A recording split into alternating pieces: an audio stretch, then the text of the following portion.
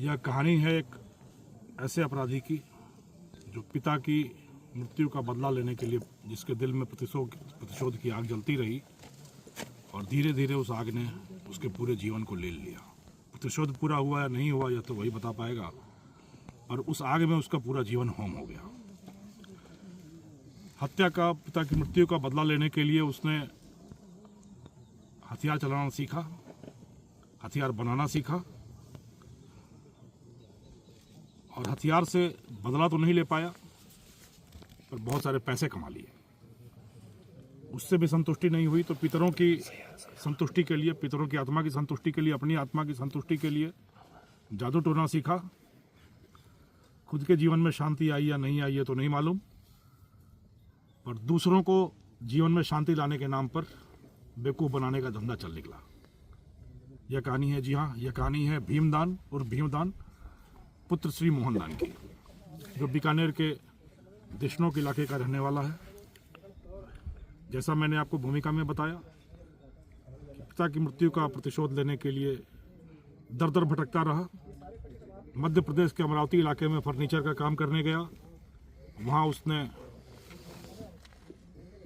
तथाकथित चाचा से हथियार बनाना सीखा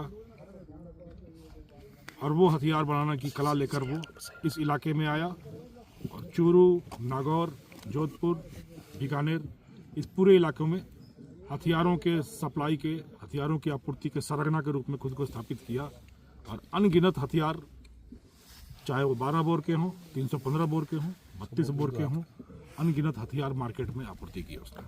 कई बार पकड़ा गया। उन्हीं हथियारों के सहारे उसने हत्या का प्रयास, लूट, डकैती जैसी करीब 1 दर्जन घटनाएं की। 1 दर्जन घटनाएं करके आखिरी घटना जो संज्ञान में आई वह घटना थी रामदेवड़ा, जैसलमेर के रामदेवड़ा में करीब 2 लाख रुपए की लूट की गई उन हथियारों के सहारे। और उसके बाद उसको लगा कि अब मेरे पुराने मुकदमे और यह मुकदमे, हमारी ज़िंदगी पूरी अब जेल में कट जाएगी। तो इसने शांति और स्वांग का रूप धरा और नासिक, महाराष्ट्र के नासिक के मरम पर्वत इलाके में जाकर जादू टोना सीखना शुरू किया।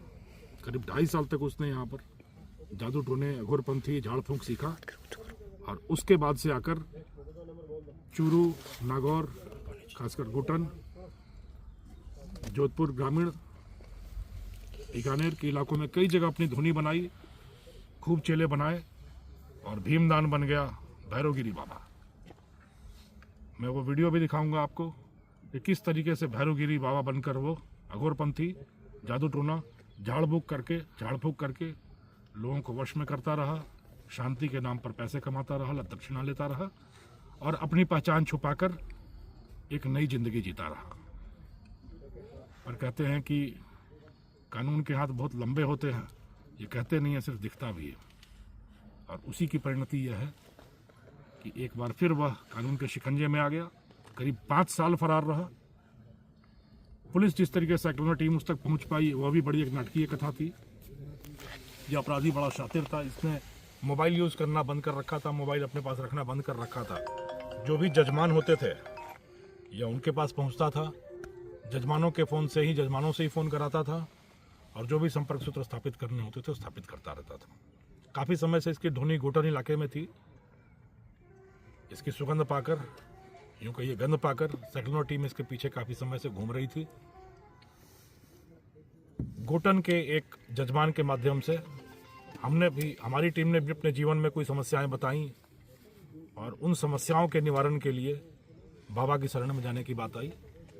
तो बड़े गुप्त रूप से वह जजमान खारिया खंगार का इलाका जो है जोधपुर और नागौर के बॉर्डर का, वहाँ तक बाबा के ठिकाने तक हम लोगों को ले गया और बिल्कुल साधु वेश में बाबा यंत्र, मंत्र, तंत्र, जंत्र सब लेकर अपने पास बैठे हुए थे।